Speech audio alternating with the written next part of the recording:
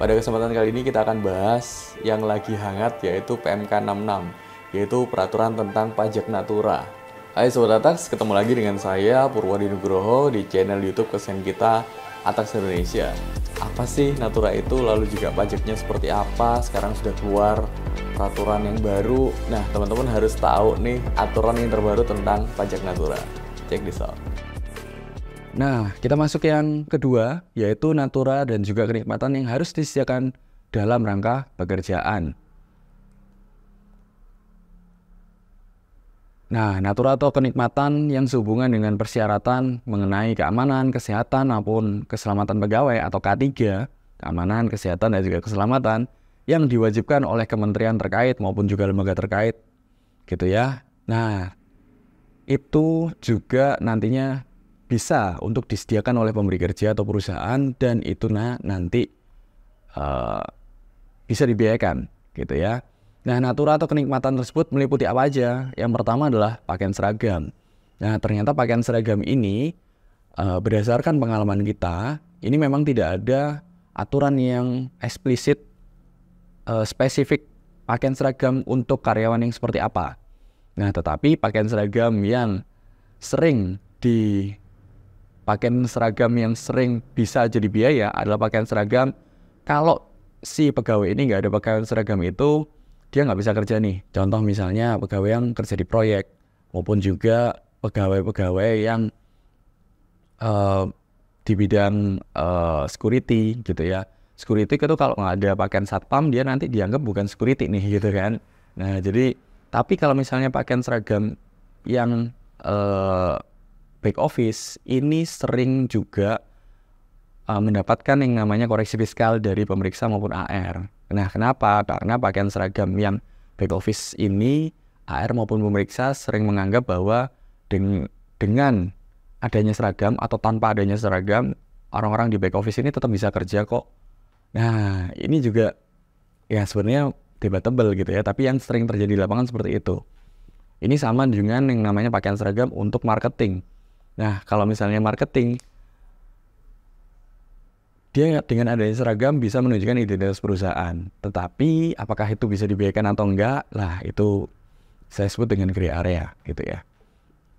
Nah, berikutnya, tentang peralatan untuk keselamatan kerja. Nah, kalau misalnya dia ada sepatu safety, maupun ada helm, nah itu untuk keselamatan kerja juga bisa diberikan kepada karyawan sebagai Natura ataupun kenikmatan, tetapi itu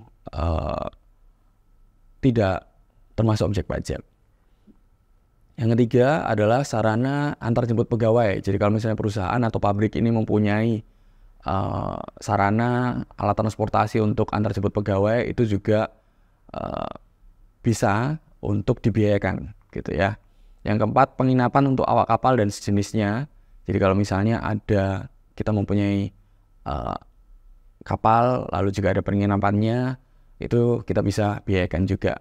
Dan yang terakhir adalah Natura atau kenikmatan yang diterima dalam rangka penanganan endemi, pandemi, atau bencana nasional. Nah, sebelum aturan ini keluar, mungkin dulu kita bercantolan pada aturan tentang pelaksanaan COVID gitu ya. Sebelum ada aturan itu keluar, mungkin perusahaan-perusahaan masih berpikir nih gitu, kalau misalnya vaksin untuk karyawan, atau beli masker untuk karyawan, atau vitamin untuk karyawan, itu bisa dibiayakan nggak sih gitu ya. Apakah jangan-jangan itu dimasukkan sebagai Natura yang nggak boleh dibiayakan? Nah, ternyata dengan ada aturan ini keluar, oke, ya udah clear deh kalau misalnya kita dalam rangka penanganan endemi maupun juga pandemi maupun juga bencana nasional, kita boleh loh untuk memberikan yang namanya Natura maupun kenikmatan bagi karyawan-karyawan kita. Nah, yang ketiga yang akan kita bahas sebenarnya adalah Natura dan atau kenikmatan di daerah tertentu, Bapak Ibu sekalian. Nah, daerah tertentu ini yang kayak gimana sih gitu ya. Natura maupun juga kenikmatan yang disediakan di daerah tertentu itu meliputi sarana, prasarana, dan atau fasilitas di lokasi kerja untuk pegawai dan juga keluarganya berupa tempat tinggal, termasuk perumahan, lalu pelayanan kesehatan, pelayanan pendidikan, peribadatan, pengangkutan, dan atau olahraga tidak termasuk golf, balap perahu, bermotor, pacuan kuda, terbang layang, dan juga olahraga otomotif. Sepanjang lokasi usaha tersebut mendapatkan penetapan tertentu dari Direktorat Jenderal Pajak.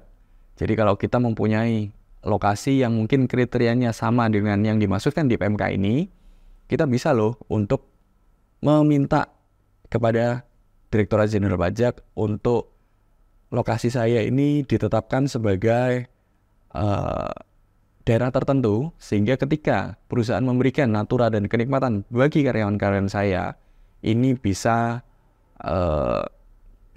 kita anggap sebagai natura dan atau kenikmatan yang disediakan di daerah tertentu, sehingga ini bisa dibiayakan, gitu ya. Contoh, perusahaan-perusahaan, ada beberapa perusahaan yang tambang di Jakarta maupun Surabaya yang ternyata dia mempunyai site plan atau lokasi tambang ternyata di daerah-daerah tertentu. Ketika itu nanti lokasinya kita ajukan ke Direktorat Jenderal Pajak melalui KPP setempat, itu kita di ACC. Nah, disitulah kita bisa memberikan yang namanya fasilitas maupun juga natura kenikmatan untuk karyawan-karyawan kita dengan lebih baik, dan itu bisa dibiayakan secara pajak. Oke.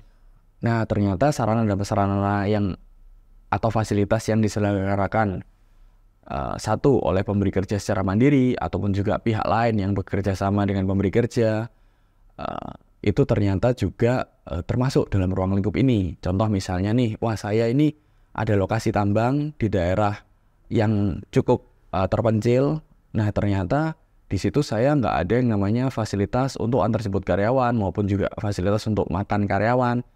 Nah atau penginapan untuk karyawan saya. Nah di situ kita bisa melakukan penetapan, lalu juga kita bisa bekerja sama dengan pihak lain untuk antar jemput dan lain-lain. Nggak harus dari kita yang menyediakan, tapi kita bisa bekerja sama dengan pihak lain untuk menyediakan fasilitas-fasilitas tersebut, dan itu bisa dibiayakan secara pajak.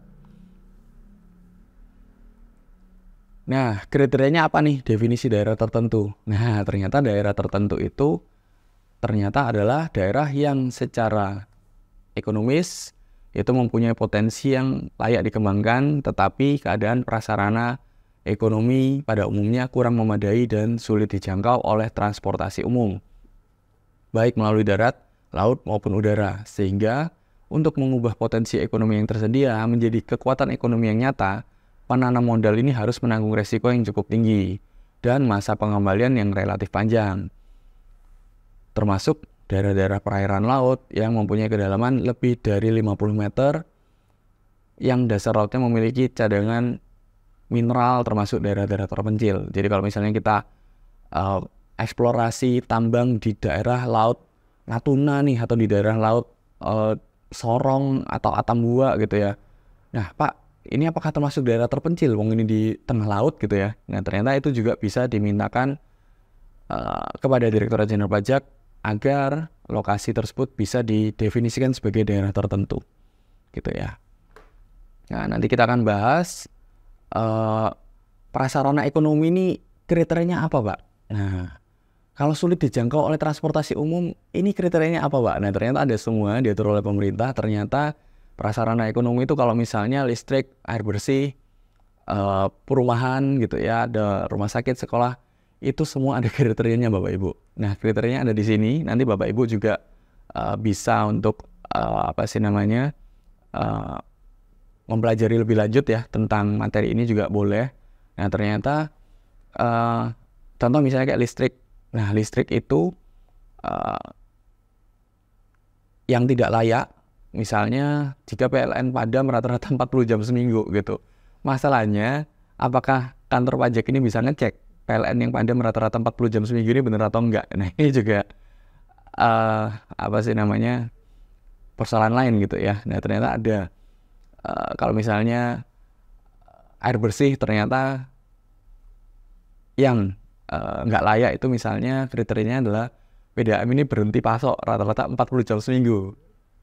Gimana untuk cara pelaksanaan di lapangan? Nah ini juga yang sering ditanyakan oleh wajib pajak kepada Direktorat Jenderal Pajak. Kriteria seperti ini nih bagaimana cara untuk mengeceknya gitu ya. Nah, lalu juga prasarana transportasi umum atau jembatan, jalan umum dan jembatan. Nah, ternyata yang nggak layak itu misalnya kriterianya adalah jalan umum yang tidak beraspal atau beraspal tapi berlubang dan berbahaya. Gimana kriteria berlubang dan berbahaya? Apakah dengan ada satu lubang itu termasuk berlubang? Apakah termasuk berbahaya? Ya gitu kan. Jadi memang ini nanti untuk aturan pelaksanaan ya bergantung kepada teman-teman surveyor di Direktorat Jenderal Pajak ya untuk bisa menentukan apakah daerah tertentu itu tersebut masuk dalam kondisi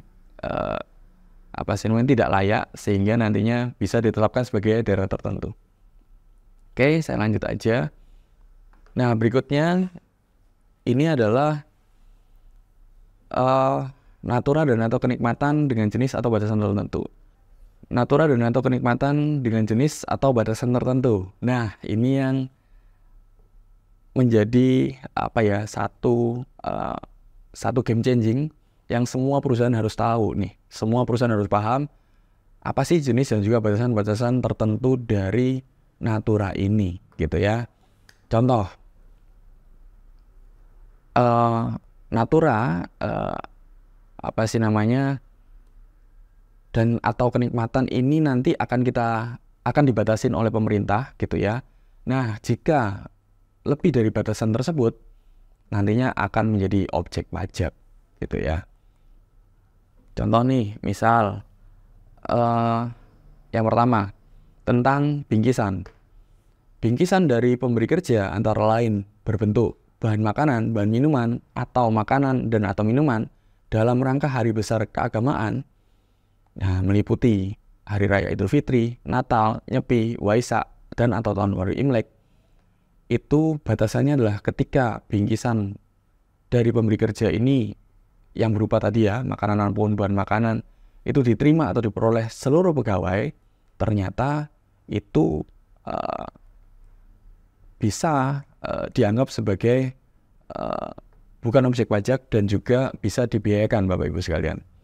Nah, jadi kalau misalnya nantinya kita menerima yang namanya parcel maupun kita sebagai karyawan ya maksudnya. Jadi karyawan itu ketika dia menerima parcel, menerima makanan maupun minuman dalam rangka hari besar keagamaan, kata kuncinya adalah diterima dan beroleh seluruh pegawai. Nah, ternyata itu bisa dibebankan loh, beban parcel tersebut di dalam laporan keuangan fiskal kita. Yang kedua, bingkisan dari pemberi kerja yang diberikan selain dalam rangka hari raya keagamaan yang dimaksud pada angka 1 tadi. Batasannya adalah diterima atau diperoleh seluruh pegawai. Diterima atau diperoleh pegawai, tidak ada kata seluruh gitu ya.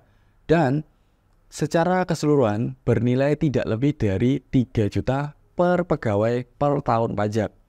Nah, jadi kalau misalnya nih dalam rangka ulang tahun perusahaan, nah ternyata ya udahlah kita ngasih bingkisan, kita ngasih makanan kepada karyawan kita, ngasih nasi kuning lah misalnya 1 persatu gitu. Boleh nggak sih Pak? Ternyata boleh, itu boleh dibiayakan. Ternyata itu termasuk dalam bingkisan selain daripada Hari Raya Keagamaan. Nah, kalau misalnya Hari Raya Keagamaan tadi tidak ada batasan nilainya nih. Tetapi untuk bingkisan yang selain daripada Hari Raya Keagamaan itu ada batasan nilainya, yaitu 3 juta per pegawai per tahun pajak Bapak Ibu. Nah, dari situ apakah bisa dimaksimalkan yang namanya 3 juta per pegawai per tahun? Nah, ya nanti kita akan bahas itu lebih lanjut gitu ya. Yang ketiga, peralatan dan fasilitas kerja yang diberikan pemberi kerja kepada pegawai untuk pelaksanaan pekerjaan antara lain komputer, laptop, dan atau telepon seluler atau handphone gitu ya, beserta penunjangnya seperti pulsa dan sambungan internet. Batasannya itu ternyata diterima atau diperoleh pegawai dan ini bisa menunjang pekerjaan pegawai. Nah, sehingga ini menjadi game changing. Kenapa? Sebelum ada aturan PMK 66 ini bergulir, kita tahu sama-sama kalau misalnya pulsa maupun juga pulsa untuk karyawan itu pun juga bisa diakui hanya 50%. Kalau misalnya karyawan itu ditanggung pulsanya gitu ya. Tapi sekarang ternyata dengan ada aturan ini berlangsung, ternyata untuk pulsa maupun juga sambungan internet maupun juga dikasih yang namanya komputer, laptop dan juga handphone itu ternyata bisa dibebankan secara fiskal. Dalam artian tidak diatur. Kalau sebelum ada aturan ini berlangsung, ternyata banyak perusahaan-perusahaan itu yang bingung. Pak, ini kita mau kasih fasilitas kerja nih, yaitu laptopnya boleh dibawa pulang. Nah, dikasih handphonenya boleh dibawa pulang, tapi sebenarnya adalah handphone kantor. Dia dikasih fasilitas aja nih. Gimana cara ngitung aturannya? Gitu kan? Banyak perusahaan-perusahaan yang bingung. Apakah itu dianggap sewa, Pak? Nah, bingung kan? Nah, sekarang langsung diputusin sama pemerintah. Oke lah, kalau misalnya peralatan dan juga fasilitas kerja berupa pemberian laptop, dipinjami handphone gitu ya. Fasilitas-fasilitas tersebut ternyata it's okay. Itu boleh dibiayakan, itu bukan objek PPh. Yang keempat kita akan bahas tentang fasilitas pelayanan kesehatan dan juga pengobatan dari pemberi kerja gitu ya. Nah, ternyata fasilitas pelayanan tersebut juga sekarang ini bisa untuk diterima atau diperoleh oleh seluruh pegawai dan juga diberikan dalam rangka penanganan kecelakaan kerja, penyakit akibat kerja, kedaruratan keselamatan jiwa, atau pengobatan lanjutan sebagai akibat kecelakaan kerja dan atau penyakit akibat kerja.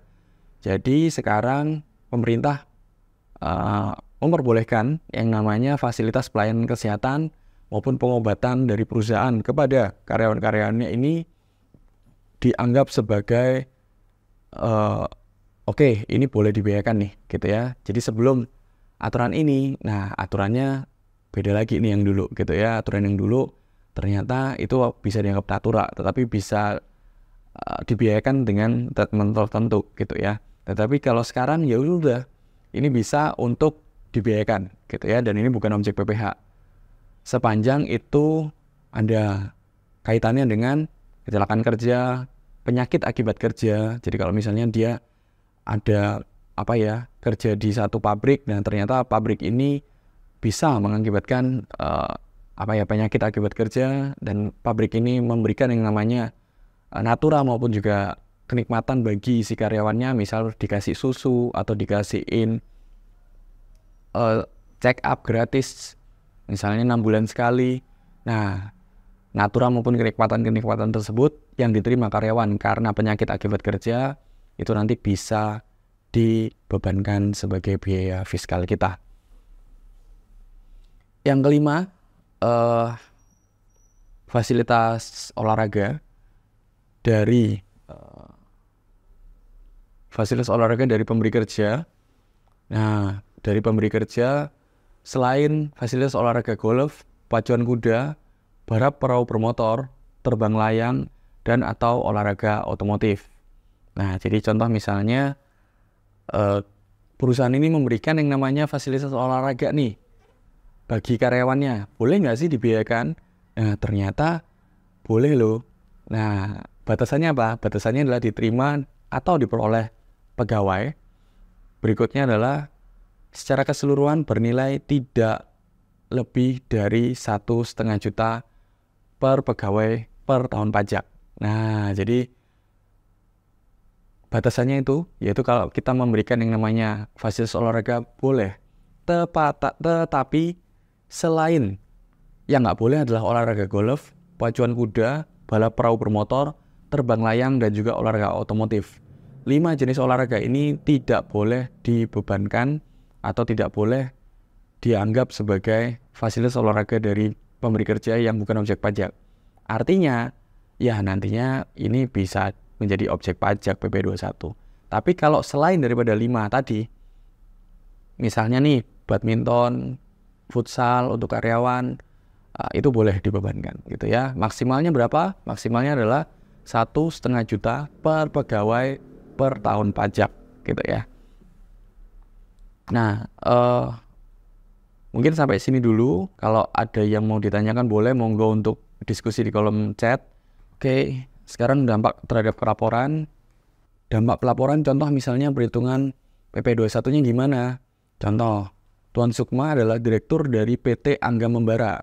Pada Agustus 2023 ternyata memperoleh gaji sebesar 5 juta rupiah dan juga mendapatkan fasilitas keanggotaan golf sebesar 870.000. Nah, Tuan Sukma ini menikah dan juga dengan 1 anak. Maka perhitungan untuk PP21 bulan Agustus adalah sebagai berikut. Gaji sebulannya 5 juta, keanggotaan golfnya 870.000, sehingga dia penghasilan bruto sebulannya menjadi 5.870.000. Sehingga ini yang dimaksud sebagai objek PP21, sehingga fasilitas natura maupun kenikmatan tersebut masuk ke dalam perhitungan komponen perhitungan PPh21 karena golf tadi adalah termasuk dalam 1 dari 5 olahraga yang dilarang oleh pemerintah. Mohon maaf, bukan dilarang tetapi itu menjadi perhitungan objek pajak PP21, tapi bisa dibiayakan gitu ya. Tetapi kalau selain daripada golf, misalnya tadi badminton maupun juga futsal, nah tidak masuk dalam objek perhitungan PP21 di sini. Pengurangnya 5% dari biaya jabatan dari penghasilan brutonya yaitu 5.870 kali 5%, 293.500, lalu juga penghasilan netonya yaitu bruto dikurangi biaya jabatan ketemu 5567.500. Nah, ternyata disetahunkan dikali 12 yaitu 66.918.000 dikurangi dengan PTKPK 1 63 juta sehingga ketemu penghasilan karena pajaknya 3.918.000 Nah, setelah itu ya udah kena PPh 21 setahunnya berapa? Ya udah 5% dikali 3.918 ketemunya adalah 195.900. Kalau dibagi 12 sebulannya adalah 16.325 rupiah. Nah, itulah yang tadi kita hitungkan sebagai natura dari si Pak Sukma, yaitu 870.000 sebagai fasilitas keanggotaan golf. Oke.